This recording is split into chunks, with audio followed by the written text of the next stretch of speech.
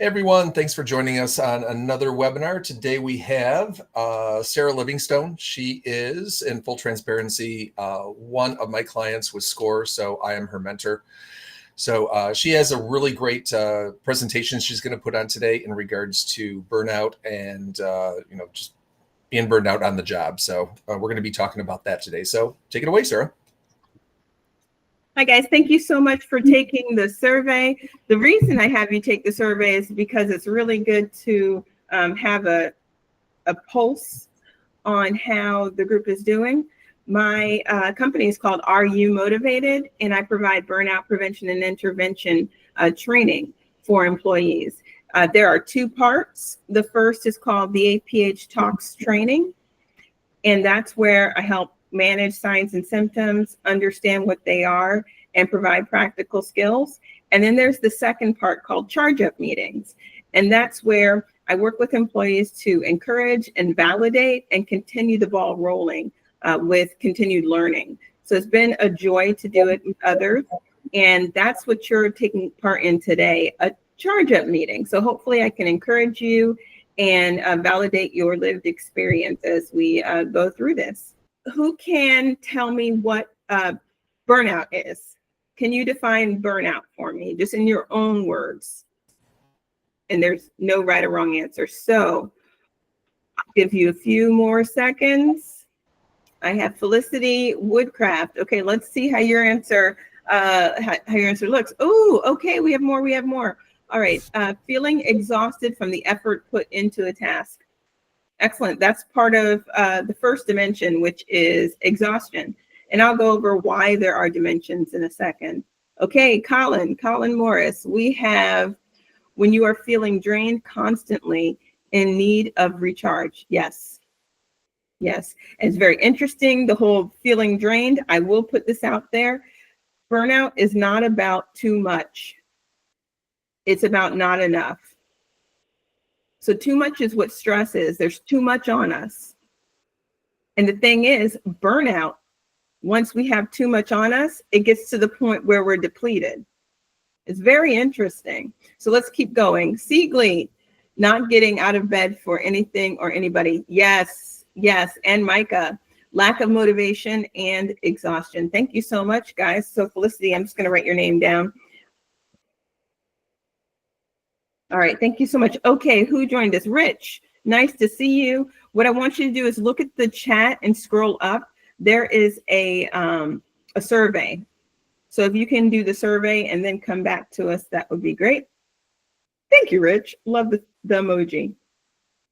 All right, let's see. I'm going to show us the survey results because in real time it updates.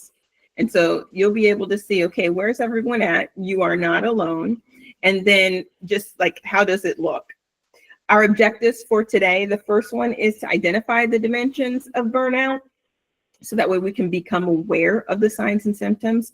And the second objective is to understand how resources can help us prevent or intervene. So let's see who's here for prevention or intervention. I'm going to share my screen with you. Okay, so I asked, do you feel you need, Jules, hey. Okay, Jules, go ahead and look at the chat, scroll up, you will see a survey, and if you can fill it out and then jump back on. It's a live survey, so we'll just see things moving. This says, do you feel you are in need of burnout prevention or intervention? 100% of you guys said prevention. Okay, so why do you think you're in need of prevention and not intervention? Okay, so I asked that question and I'm going to give you about 7 seconds. And then I want you to do the same thing. I want you to cascade into there, everyone pressing enter at the same time. And let's see what happens. Okay, I have 7. Oh, let me repeat the question. Why are you here for prevention instead of intervention? 7, 6, 5, 4, 3, 2, 1. Okay, Micah, was it lack of no motivation or exhaustion? I think you said that for the first one. Siegley, you said prevention. Okay, is there any way to unmute Siegley? Are you okay with that? Yeah, I'm good. All right, sweet. Okay, so why do you think you're in need of prevention as opposed to being in the thralls of burnout? Yeah, well, I gotta be honest with you. I'm not here because of me, but a family member, and I can see firsthand that she's already on the edge. And obviously, she couldn't be here today, but because of Adam is recording this, that's gonna be a big help for us. Um, and that's why I'm here. I'm here to learn and to try to help the people around me. Yeah, that's why I say prevention. Okay, well, thank you. Yeah, I'm glad you're here, because the thing is, when you learn about burnout, you can identify things in yourself, but also others. And that means when you learn skills, practical skills, you can help yourself and others. So Exactly. Siegley, it's really good to have you. You can call me Ray, by the way. You're in the rain? Ray. Well, that's dedication. You made it to the meeting. That's great. Well, it's good to have you. Micah, okay, it says it's better to avoid running into it. Oh, hey, Johan. And oh man, there was someone else who joined before Johan. What I want you guys to do is to look at the chat, and there is a link, and Adam just put it there. Please fill out the form. All right, thanks, guys. Let me see. Micah, it's better to avoid running into it than going through it and finding a way out. Yes, yes, yes. Okay, thank you, Micah. Do you want to comment on that at all? Yeah, I'm fine with it. Hi. So, I tend to get burnt out a lot, and it's kind of draining. And coming out of it is a bit difficult, especially with no motivation and if things aren't going as planned. So, I'd rather find a way to avoid running into burnout so I can keep working consistently than burning out and taking some time off to recuperate and then coming back to work again. Makes sense. That makes a lot of sense. So it's good to avoid running into it. I see what you're saying, Micah. All right, nice. Thank you so much. And Felicity, you said, I haven't reached the stage of intervention yet. Guys, this is great. This is great. It's good to be in prevention. Felicity, do you want to comment on that at all? Yeah, so I'm very attuned to my own body and my own well-being. So it's easy for me to recognize the symptoms of burnout and to sort of stop them before reaching that full burnout stage. Yeah. Yes, I completely agree. I completely agree. Thank you so much for sharing. And then I have intervention is more for me. Colin, okay, you are not alone. I am actually in intervention as well. Colin, do you want to comment on that? Hey, sure. Well, I'm doing my best every day, but I have a pretty damn busy business that's very full of distractions. So I've got 12 employees. People are always calling me, asking me a question, this kind of thing. So it's hard to get my own work done at the same time trying to raise, which is a whole new, ball of wax for me. Plus at home, I've got 4 kids. So for me, it's like the amount of time that I actually, and the wife, and we all have needs. So, you want to spend time with them. For me, it's keeping everyone else happy is sometimes maybe not letting me have any downtime to myself. Okay. Thank you so much for sharing. Thank you so much. And it makes sense that you're in intervention. I know for myself, I have this company, but I also have a day job, and I'm a social worker in the schools. I am working with high schoolers. And then last year I worked with elementary through high school. So it was crazy. But I started to find that there were symptoms, which we'll look at, that I was identifying in myself. And it's funny because it hit me one day that, oh crap, I'm going through burnout. And it's apt because I teach about burnout. So I get to teach you guys some of the things I've learned and am learning as I'm doing my very best. And I'll tell you what, as I'm using the skills, I'm actually doing better. So just want to put that out there, Colin. Intervention's a great place to be. So let's look over here at Okay, burnout and stress. I did tell you guys about that, how stress is about too much on our plate and burnout's about not enough. Now, guys, the definition of burnout is a chronic and prolonged stress that has been unsuccessfully managed within the workplace. So it's stress that has been unsuccessfully managed in the workplace. I think it is in 1974, an American psychologist named Herbert Freudenberger, he first coined the term burnout. And he really was focused on the healthcare industry. And because it was high touch, and high touch means that each person you are working with, you are individualizing your approach.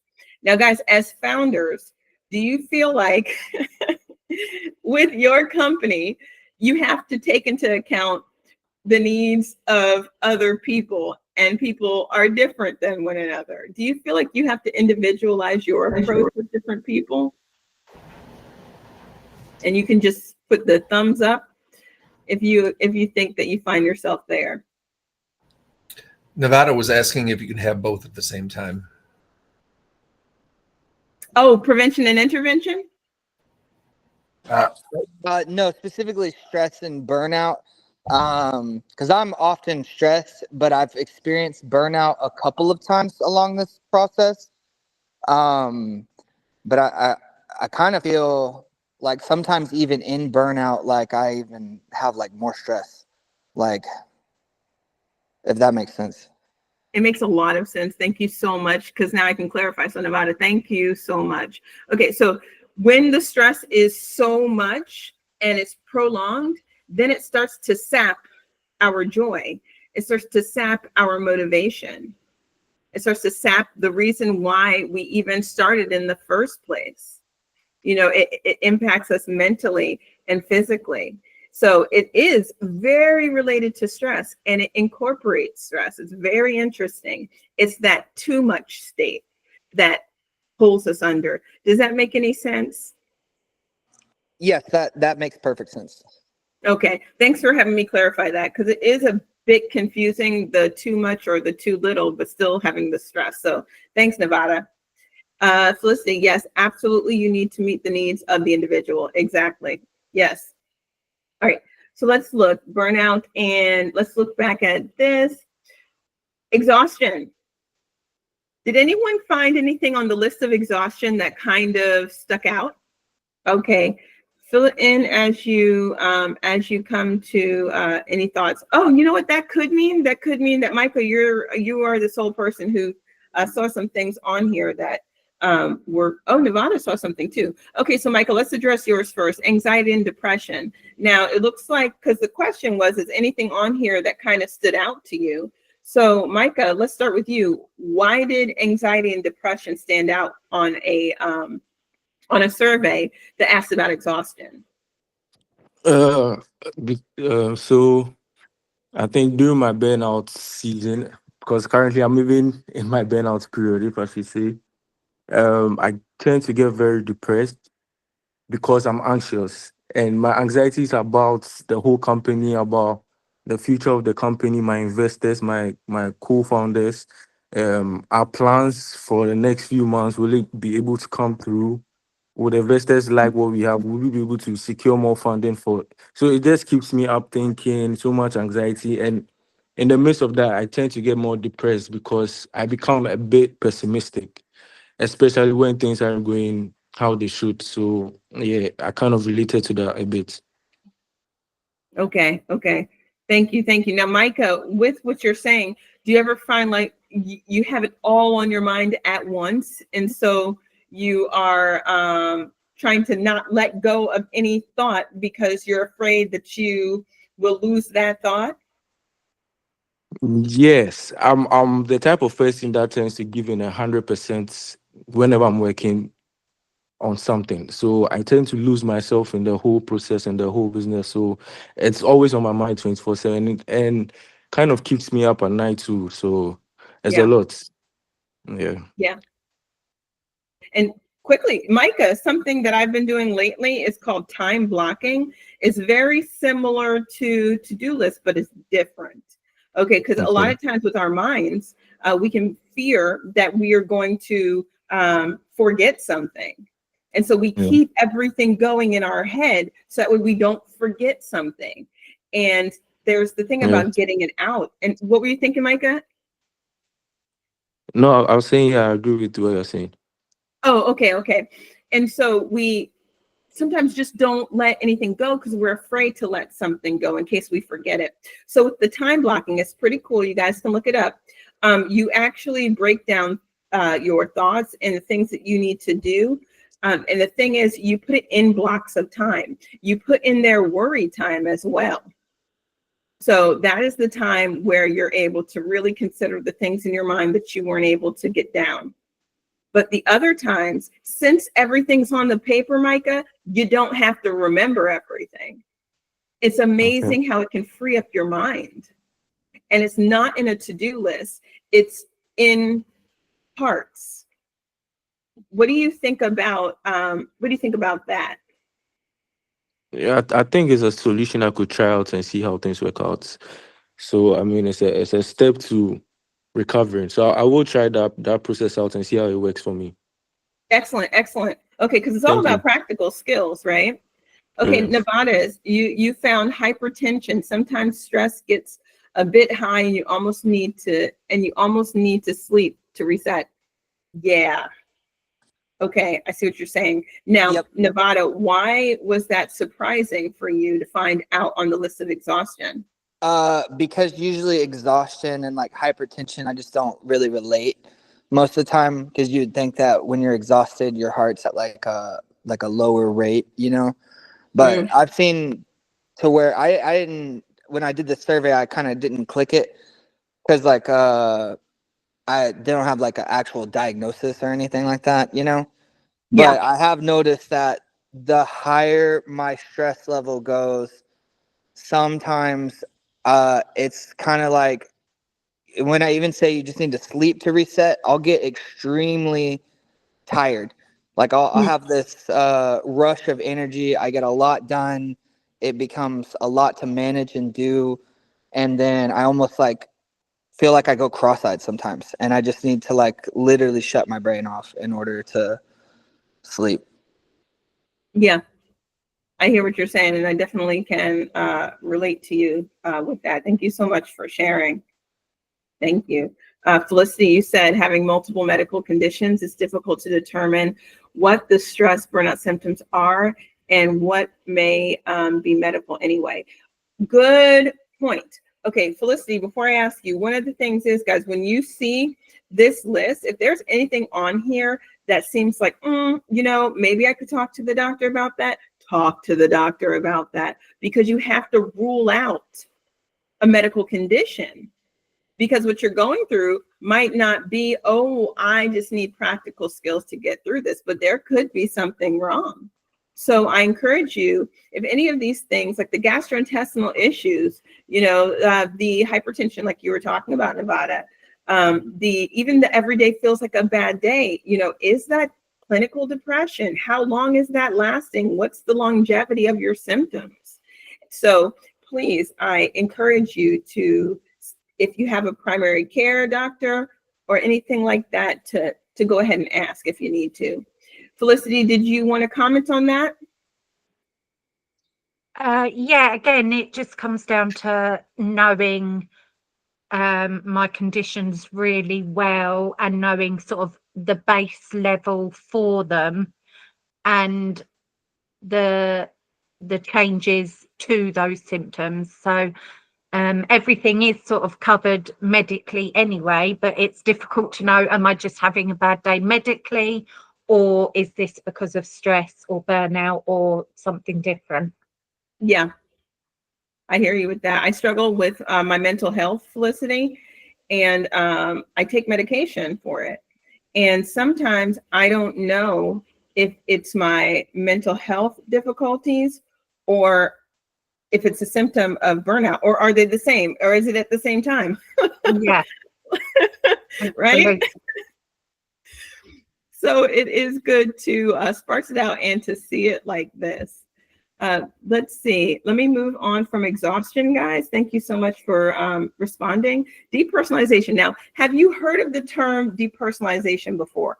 If you have, go ahead and give me a thumbs up. If it was new, go ahead and what are the other features on this thing? If it, oh, I raised my own hand. Okay, yes, Nevada, that's what I meant. If you've heard of it, thumb up. If you have not, thumb down. Oh, Colin, you're like, what the heck? Okay. All right, it's so good to know where the crowd's at, right? Okay, so depersonalization. So it is this detached or a negative attitude towards coworkers, or I guess for us, it wouldn't be coworkers, but it could be partners. In our company, it could be those that work for us. It could be those that we're serving with our company. And so that detachment there and getting to a point of negativity. What I want to look at here is our results.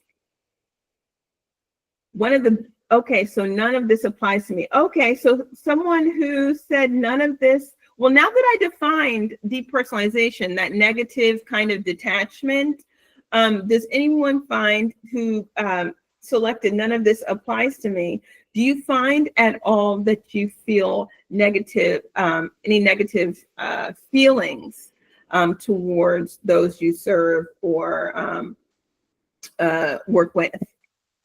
The next one I see loss of connection to, oh, it's right there, to coworkers. All right, great. Feeling cynical. Now we'll look at cynicism right after this, and feeling robotic. Oh, were you gonna say something, Adam? No, I was just coughing. Oh, okay. So, and feeling cynical. So it looks like the next top three are loss of connection, feeling robotic, and feeling cynical. So would anyone like to comment on one of those? Is cynical and sarcasm the same thing? Oh, good question. Oh my goodness, give me 1 second. All right, let's look at this. Give me 1 second. What a great question. Okay, so what I see on coin sarcasm, huh? I was just going to say I'm definitely sarcastic. I mean, you've worked with me enough to know that.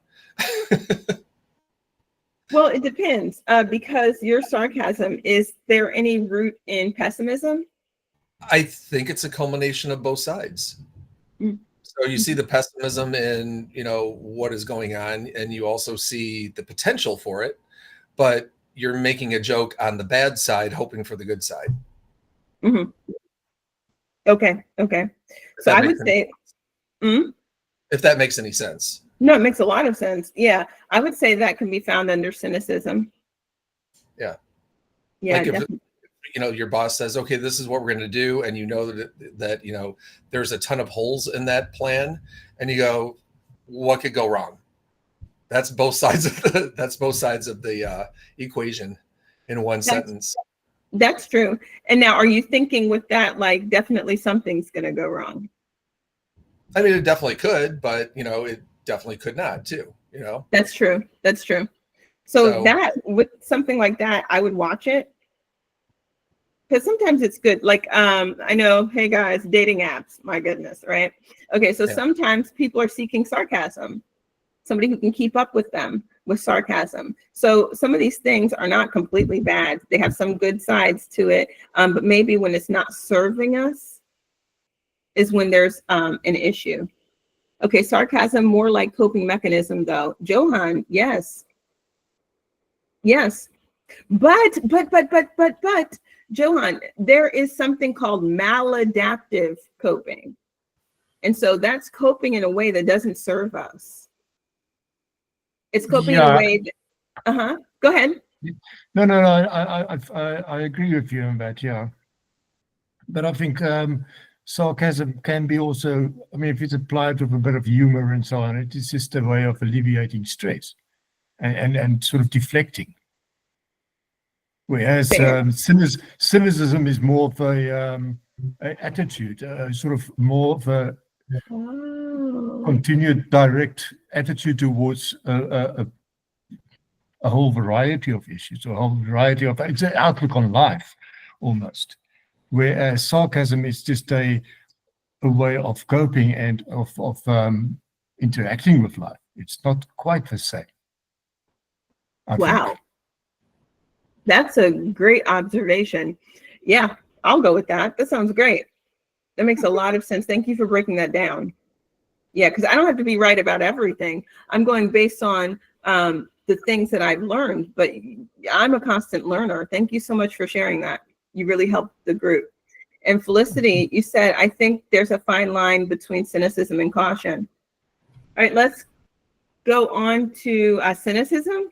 So cynicism, what we see here is so we have a lot of people it did not apply to. And after that, we have pessimism, disengaging mentally and physically, and feeling disappointed or unhappy. Okay. Now it's very interesting because depersonalization and cynicism are very much similar.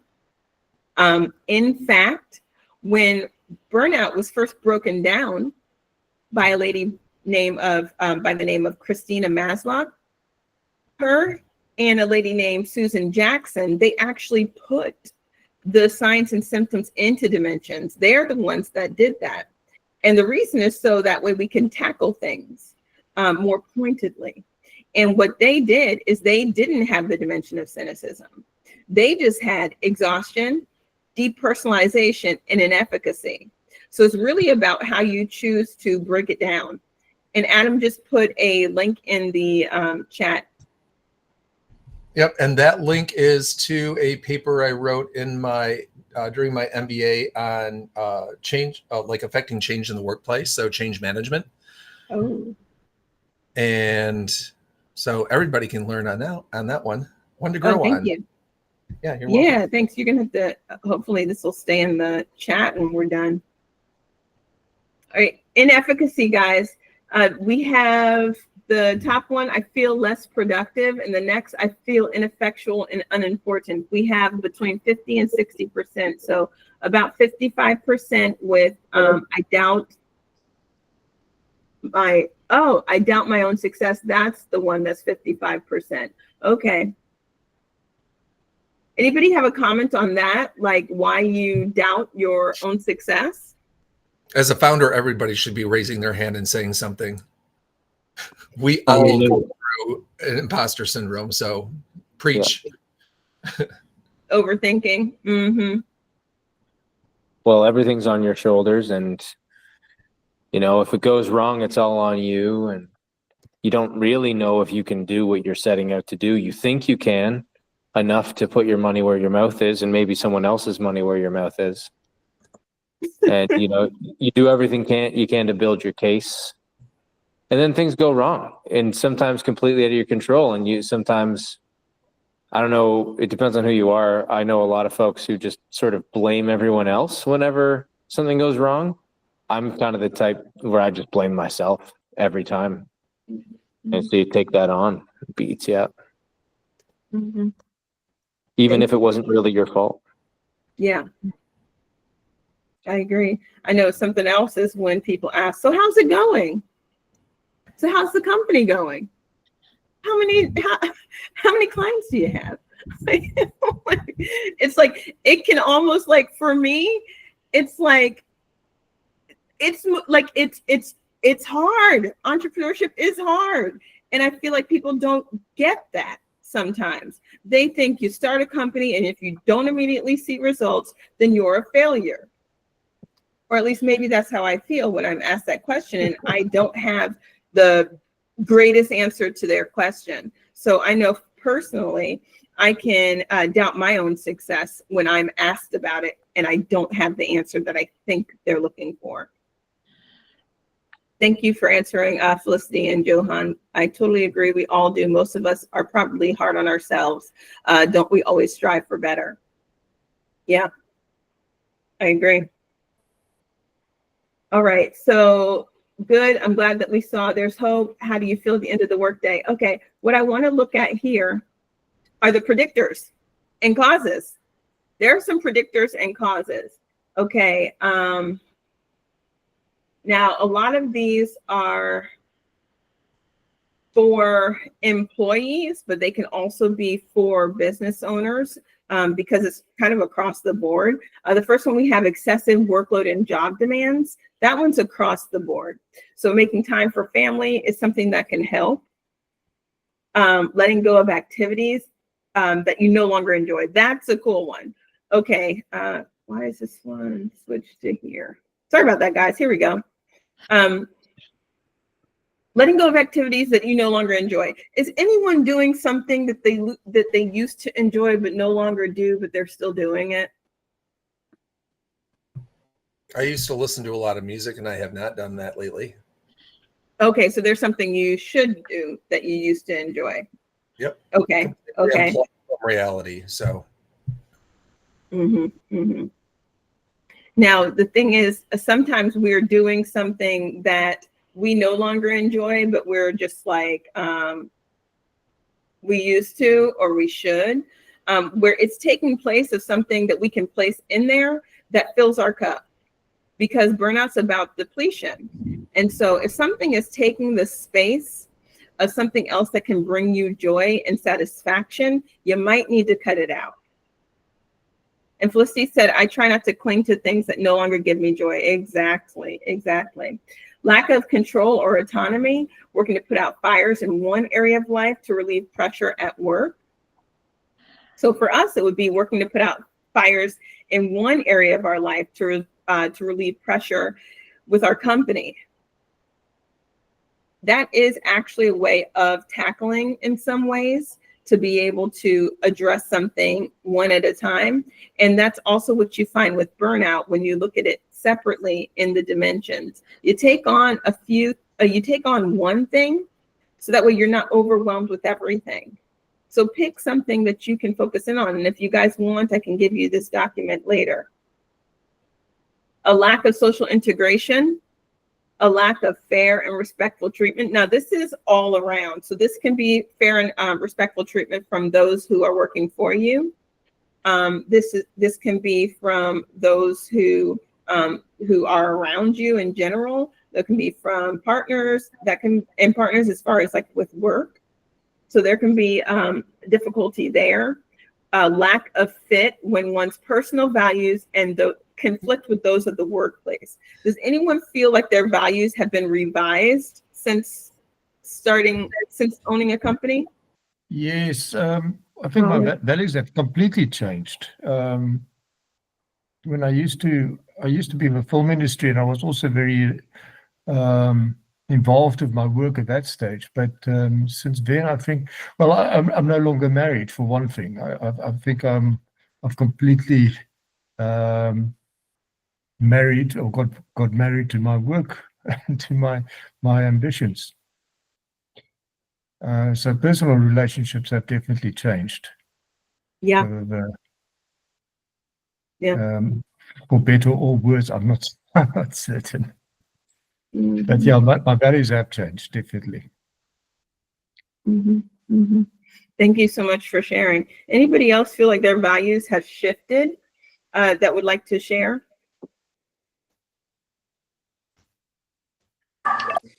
Yeah, I think my values have shifted as a whole.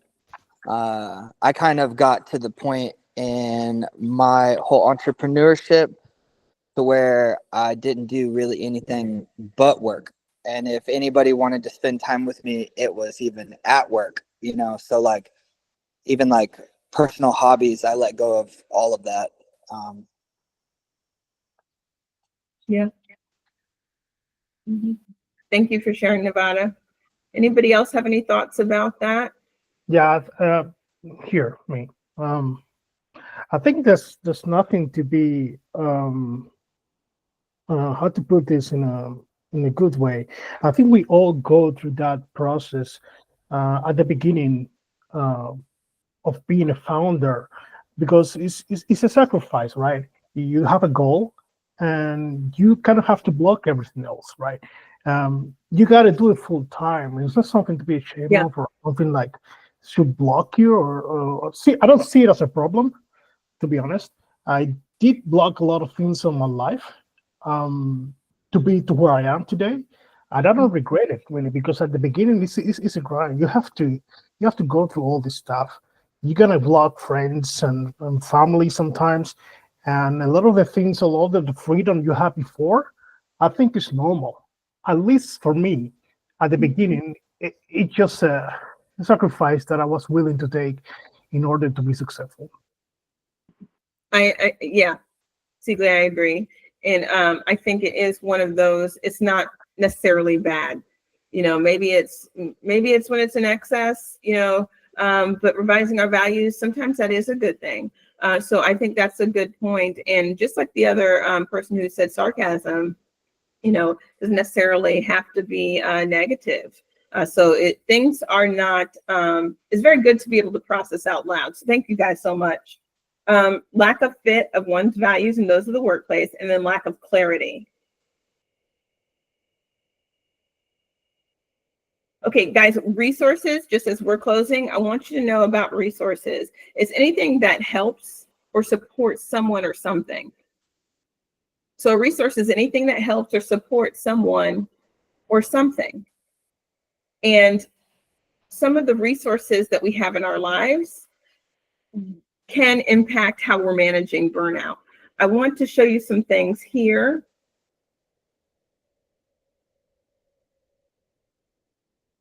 Okay, these are resources. So like I said, anything to help or support. So here are some resources, object resources, energy, and personal and social. So let me actually make this a little smaller. And I just want to know, guys, if you identify with, did I make a mark on there? Sorry, guys, give me 1 second. Is there anything that you identify on these lists that maybe would be helpful?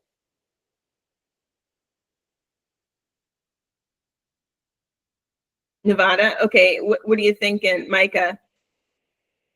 Anything in, let's see, what about, yeah, anything anywhere. So Nevada, what were you thinking? I found prayer and meditation to be helpful throughout this process. Mm-hmm. Okay, yep, thank you. And does anyone else find something on here that either you need to incorporate or you have incorporated that's helpful? I'm just going to jump in and say stretching is awesome because it's kind of meditative in itself.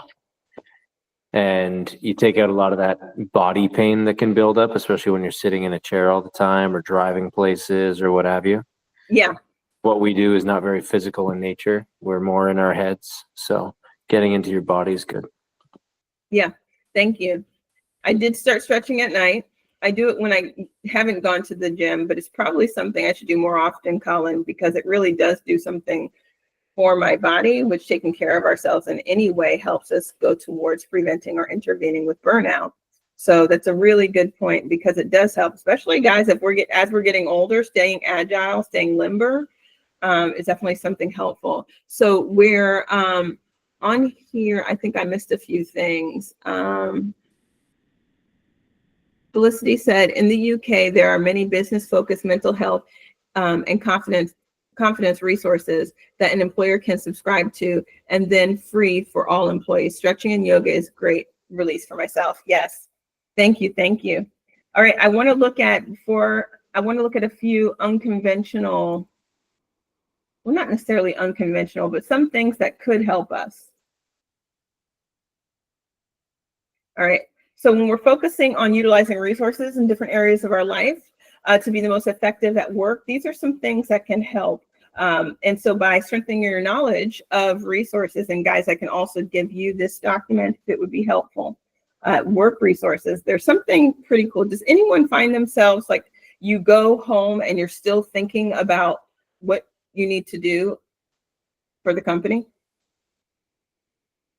after you've left, if you're not working from home? Is everyone working from home? If you're not working from home, can you give a thumbs up? Okay, Colin's not working from home. Nevada. Okay, Sigley.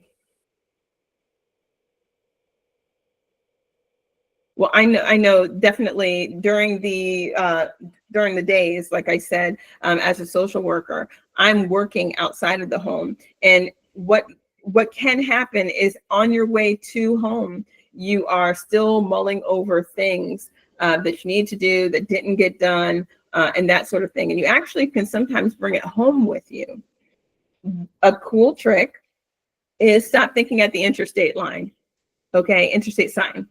It could be wherever you deem to be a good place. So if there is a point that you come to before you get home that you can identify as a stop thinking point, switch gears point, consider that. So for me, it would be, okay, maybe the I-95 sign, driving home.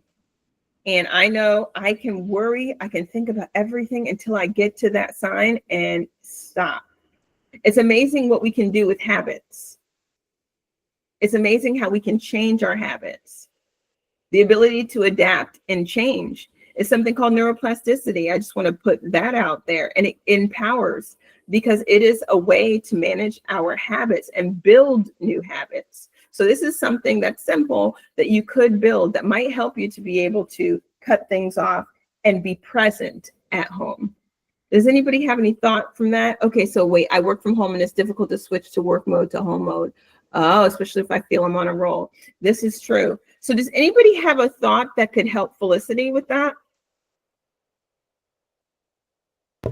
I think anybody that is in a creative space, like I know Felicity is, when you're on a roll, you don't stop. Mm-hmm. So, whatever's in there needs to come out. And if you take a break, you're breaking that flow. Mm-hmm. But at the end of it, I mean, I stand in front of a 50-inch TV all damn day.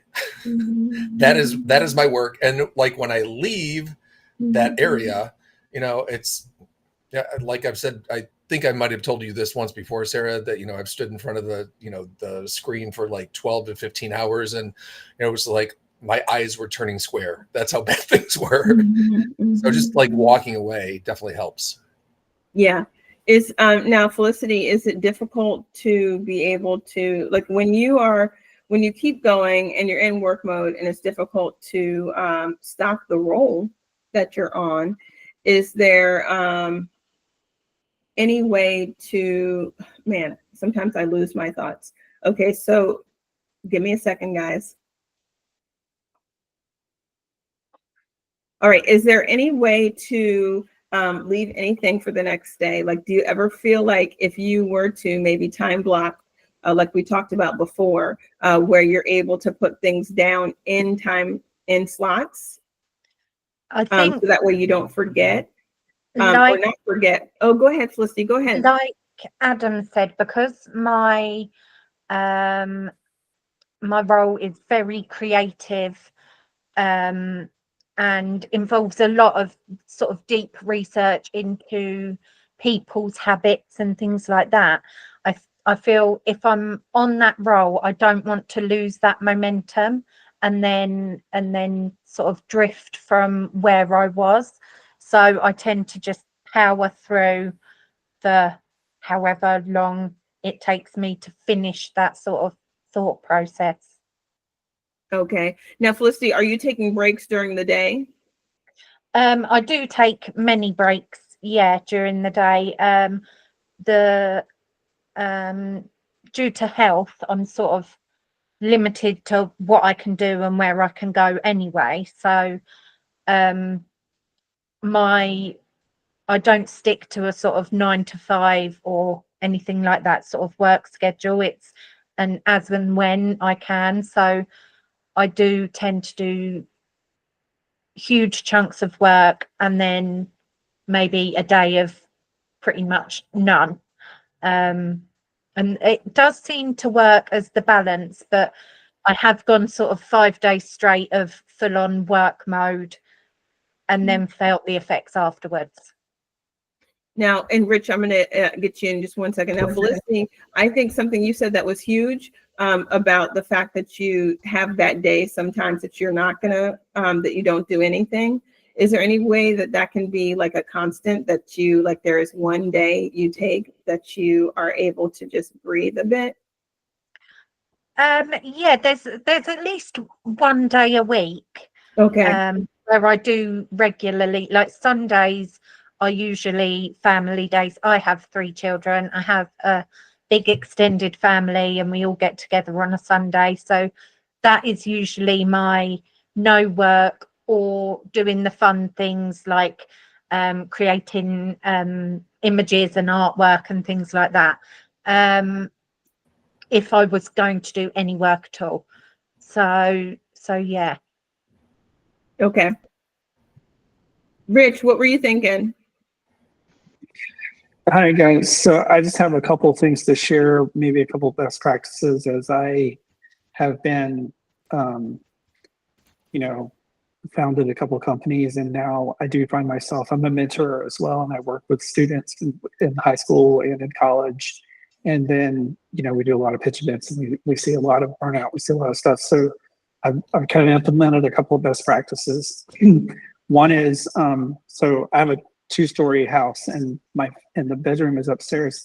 My phone never goes upstairs. So whenever I'm working, I don't take my phone upstairs. So that is where I sleep. And then for everyone working at home, wherever you are working, that's you're training your brain. That's where you work. So have your set stations, like if it's your desk or your kitchen table, which is not preferred. So, but because if you start working on the couch, when you go to like relax on the couch with your family, your brain says this is a workplace. So you can start to, without even realizing it, you're training your brain to always be working, and then you'll find yourself watching a movie with your family and you have your laptop and you're working.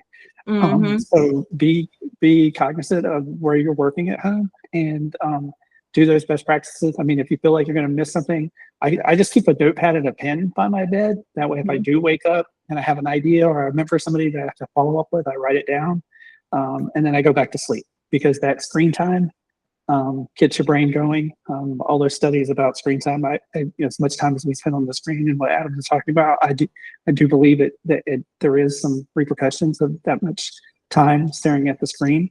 So the sooner you can get away from it and into your lifestyle mode and your family and your sharing, you get off the screen. Because if you have it upstairs next to your bed and you get on it, and then next thing you know, you're scrolling and you're checking email or whatever, and you don't go back to sleep. So your brain needs that non-screen time for about an hour before you go to bed. So you can set those parameters on your phone, those bedtime, the no notification, you get the little bedtime lullaby chime on your app when you, like an hour before it's time for bed, that you just have to implement those things. And I know it's hard when you're in the grind, and there's so many things to do and people pulling your attention. But if you're not taking care of yourself first, and then just being conscious of other people's time.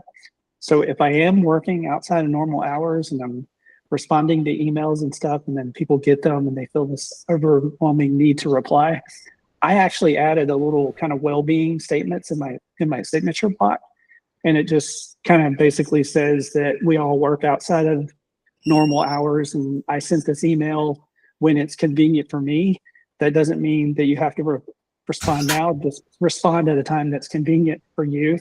And so that's great. We live in this world where we want immediate answers, and it doesn't work that way. So when we fire off an email, we're waiting for that return. We just have to wait for it. So I feel like if you're doing those small little things that, and you're recognizing others, it kind of puts yourself at ease a little bit. So just a few little tips. Thank you so much. Do you have any other, Rich? None. No, those are the bigger ones. That's great. Thank you so much. I think somebody told me something also about not eating at my workstation. I thought that was a pretty good one as well. And also, like, with that, not eating in bed. So yeah, that goes back to certain things separate. The eating fast or not eating goes back to that whole the gut issue, and like and not eating healthy and all that kind of stuff. But yeah, just take that time for lunch, and a healthy lunch, and planning. So it's just planning. Planning. Thank you. Okay. there is a survey, guys, on the chat. If you don't mind filling out the survey and just giving me some responses. And I thank you so much, guys. We're ending, right, Adam? Yeah, Felicity had her hand up, so. Oh, you did, Felicity? Go ahead. Yeah. Yeah, it was just touching on something Rich said. So for me personally, I have quite severe mobility difficulties through the day. So I pretty much live, sleep, and work in the same room. I can only really change seats sort of like next to other. So that I find is a really big thing. I think if I could physically remove myself from the area that I work in, it would be so much easier to sort of reduce that sort of stress and burnout from that side. Yeah. Yeah. Thank you so much for sharing. And so, guys, thank you for allowing me to be with you today. I have a sheet of additional resources if it's something that would be helpful. I hope that you've been able to learn some of the signs and symptoms and just how they can impact you. And that resources are important. And I thank you so much that you guys have shared today. And Rich, that was an amazing way to close out things with your tips there. So I thank you for that. Thanks for having me, guys. Excellent. Thanks, Sarah. Excuse me. Thank you, Sarah. I appreciate your time today. I think everybody learned quite a bit, so that's awesome. Thank All you. right. Any other questions or comments before we wrap things up? And please fill out the survey. Thanks, Eagly. All right. Terrific. All right, that is everything. I'm gonna let you guys get back into your day, and we will see you in the server. Have a great day. All right, bye, guys.